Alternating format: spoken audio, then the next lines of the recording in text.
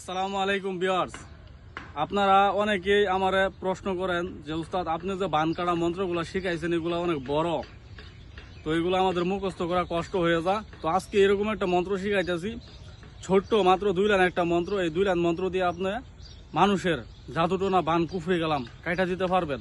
এটা শুধুমাত্র মানুষের উপকারের জন্য শিখাইতেছি আপনাদের। আজকে যে মন্ত্রটা শিখাইতেছি এটা 100% পরীক্ষিত, এখানে কোনো জালিয়াতি বা বাটপারি সিটারি নাই। ঠিক আছে, আমি আমার চ্যানেলে যে বিদ্যাগুলো শিখাইতেছি আমার মনে হয় না মানুষ আপনাকে এরকম বিদ্যা সহজে শিখাবে ফ্রিতে। কারণ মানুষ চায় একটা মন্ত্র, সঠিক মন্ত্র, হ্যাঁ প্রথম 2 লাইন সঠিক দিয়া শেষের 2 লাইন উল্টাপাল্টা বানাই দিব, যাতে আপনি কাজ করে রেজাল্ট না পান, যাতে ওই ব্যক্তির কাছে আপনি দৌড়াদৌড়ি করেন, উনি কিছু টাকা আপনার কাছ থেকে নিয়ে আপনারা কাজ করে দিব, কিন্তু আপনার অরিজিনাল বিদ্যা শেখাইতো না। আমার এগুলার দরকার নাই, আমার দরকার আমার ভিডিও দেখা যাতে হাজার হাজার মানুষ উপকৃত হয়, মানুষের উপকার করতে পারেন আপনারা। তো কথা হইলো যে বেশি কথা বাড়াবো না, অল্প কথার মধ্যে শেষ করে দিব। যে মানুষগুলা বারবার ডাক্তারি ওষুধ খাওয়ার পরেও ভালো হইতেছে না, ওদের হাজিরা দেখবেন। যদি দেখেন যে কেউ বান মারছে কিংবা জিনফরির আসর আছে, তাহলে আপনি গোসল কইরা পাক পবিত্র হইয়া অজু টজু কইরা 1 গ্লাস কাচের গ্লাস দিয়ে 1 গ্লাস পানি নিবেন এক নিঃশ্বাসে, টিউবওয়েল থেকে অথবা মোটর থেকে। 1 গ্লাস পানির মধ্যে পশ্চিম দিকে ফিরা আপনি একটা মন্ত্র জপ করবেন, বিসমিল্লাহির রহমানির রহিম। 30 কোটি দেবতার বান হাজারো কালাম, বিসমিল্লাহ হরফ দিয়া কাটিয়া করলাম খান খান দোহাই আল্লাহর। আমি আবারও বলে দিতেছি, মন্ত্রটা আপনারা আস্তে আস্তে শুইনা মুখস্থ করে নিয়েন।